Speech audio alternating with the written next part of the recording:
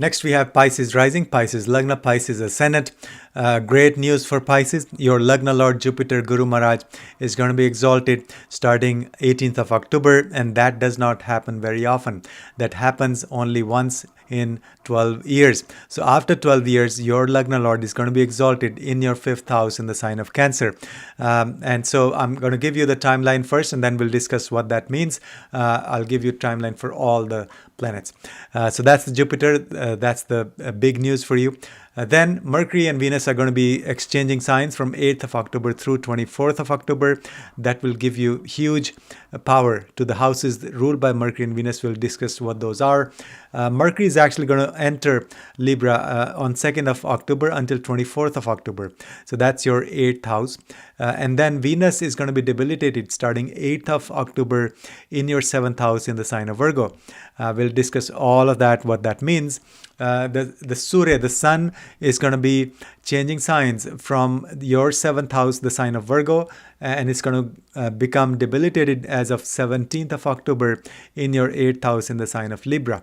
We'll discuss what that means. And then finally, Shani Maharaj, Saturn, continues to be transiting through your Lagna, but it's retrograde.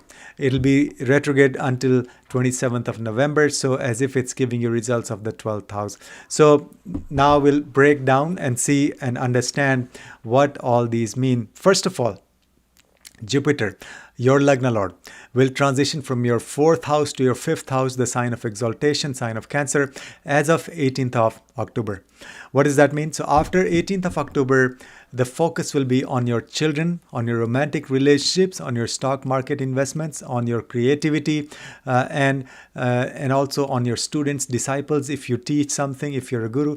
So the 5th house will be activated in a big way, and that has not happened in the last 12 years. So that's the 12-year cycle of Jupiter that's getting activated in your 5th house. So encourage your children to achieve big things.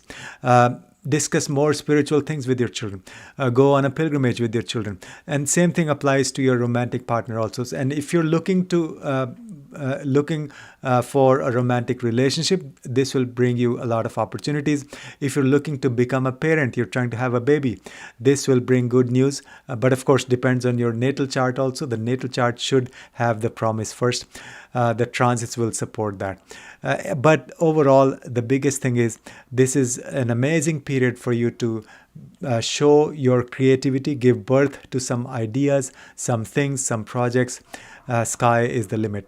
And then also this will give you success in the stock market, although this is not financial advice. Then, but the first 17 days, Jupiter continues to be in your 4th house. That means expansion of your home, real estate opportunities, buying a new vehicle, although this is not real estate advice. But first 17 days, invite people and do meditation, have spiritual discussions at home. Or just do deep meditation sitting by yourself at home. So essentially turn your home into a temple, a meditation center, an ashram, but also you'll feel that you're expanding, your consciousness is expanding, and you'll discover what makes you happy, because 4th house is the Sukhasthana, and Jupiter is expansion and wisdom and gurus and all of that. So it's an amazing transit, both until 17th of October with Jupiter in the 4th house. But then after that, even better, Jupiter gets exalted in the 5th house, and from there it's also going to aspect your Lagna. So overall, blessings for the whole chart. Now Jupiter also happens to be your 10th lord, so all of these things we've been discussing will apply to the 10th house of career also. So after 18th of October, huge improvement in your career.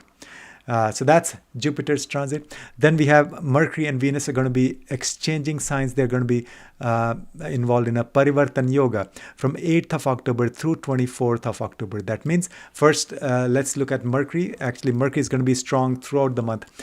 So your 4th house is ruled by Mercury and your 7th house is ruled by Mercury.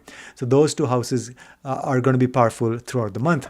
4th house, again, your home, your real estate and vehicles, and 7th house is your partnership and relationships, both personal and business. So those will flourish, huge opportunities in those areas. And then we'll look at Venus. With Venus, the story is slightly different. The middle 2 weeks from 8th of October through 24th of October, again, same thing.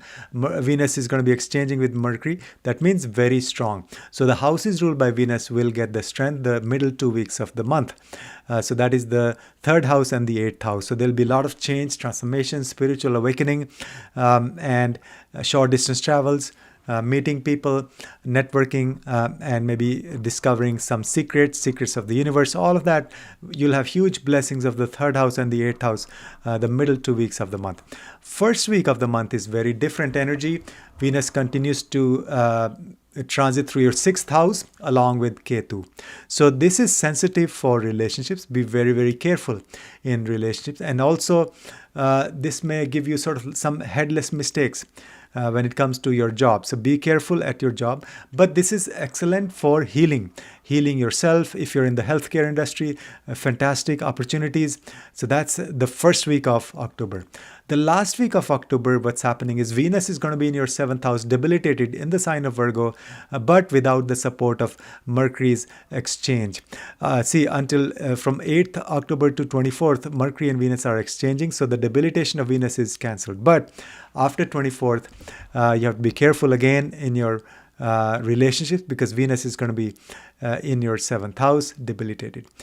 Now let's discuss the Surya, the sun. Sun will be in the seventh house the first 17 days, and then it goes to the eighth house. It will be debilitated in the eighth house starting 17th of October. What does that mean?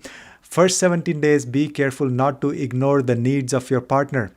Secondly, be careful not to have too much ego. Thirdly, be careful that you're involving your spouse or partner in decision making. Otherwise, there could be challenges in relationships. After 17th of October, Sun actually goes to your 8th house, debilitated, and that's also when we have Deepavali, 20th of October, the night of 20th.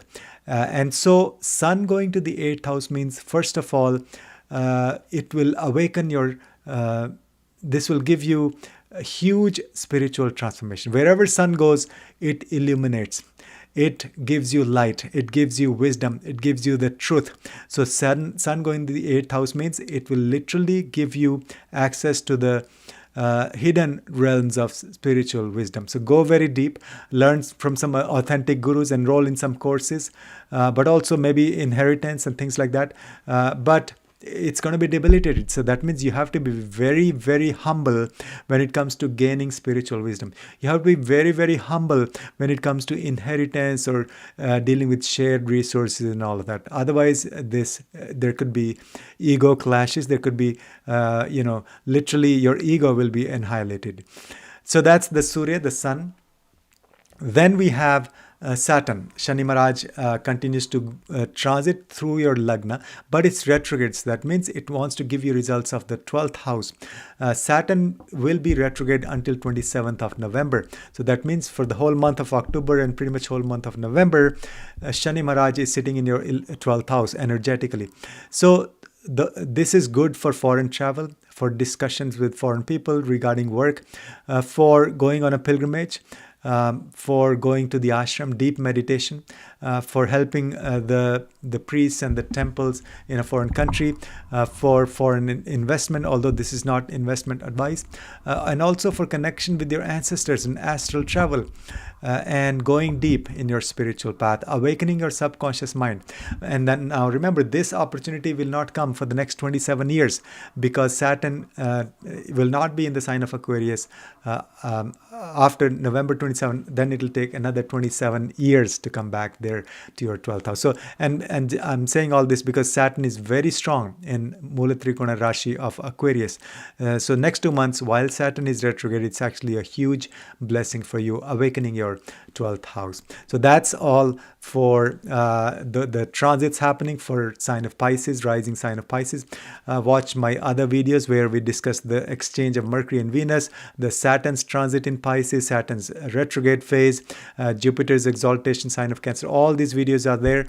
And then also please like, share and subscribe if you find this content useful. And that's for all the 12 rising signs.